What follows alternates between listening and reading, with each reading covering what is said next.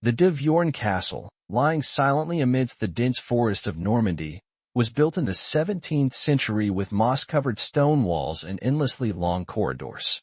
Locals still look toward that place with reverence, not because of its current owner, Count Jean-Baptiste de Viorne, but because of a legend passed down from generation to generation. The 14th will appear when death is near. No one knows exactly who the 14th is, only that the castle has exactly 13 servants, an odd and unlucky number in European beliefs. Yet the Count stubbornly refuses to hire more. Any newcomers are always warned. No matter what you see, do not ask about the 14th. The shadow beneath the staircase. Louise, a young maid from Marseille, was the latest to set foot in the castle. With her light brown hair, round eyes, and diligent nature, she quickly won the trust of the cook and other staff. Yet something kept gnawing at her. Why were there always footsteps under the east staircase at night, where no one was supposed to be? On the third night, while fetching towels for the butler, Louise happened to spot a shadowy figure lingering on the staircase, hunched, hooded, back turned toward her. She blinked. It vanished. The next morning, the old cook was found dead in the kitchen, his body purple as if strangled.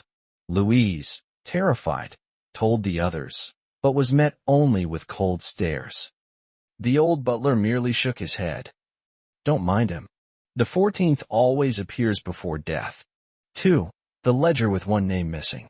A few days later, while tasked with cleaning the archive room, Louise found a servant ledger. It listed 13 names, just as everyone said. But curiously, there were 14 servant rooms. One was always locked, located next to the east staircase. That evening, Louise secretly took the key from the butler and unlocked the 14th room. It was thick with dust, containing only a rotting wooden bed, a small table, and a half-finished portrait on the wall, the face blurred out, with only a pair of blood-red eyes remaining. Before she could react, a hoarse, deep whisper echoed behind her. You've seen me now.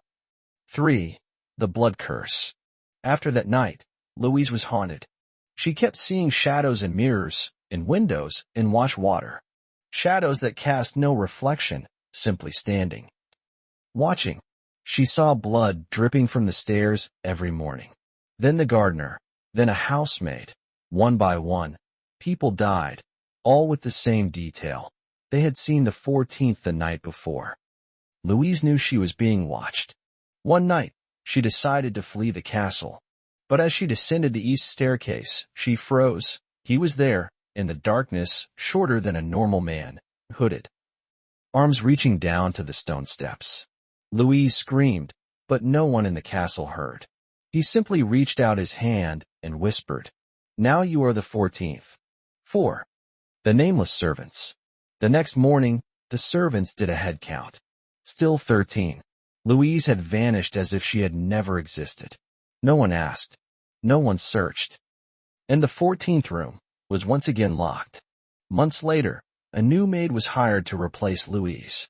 When the girl asked about room 14, the old butler smirked. My dear, the east staircase isn't for anyone.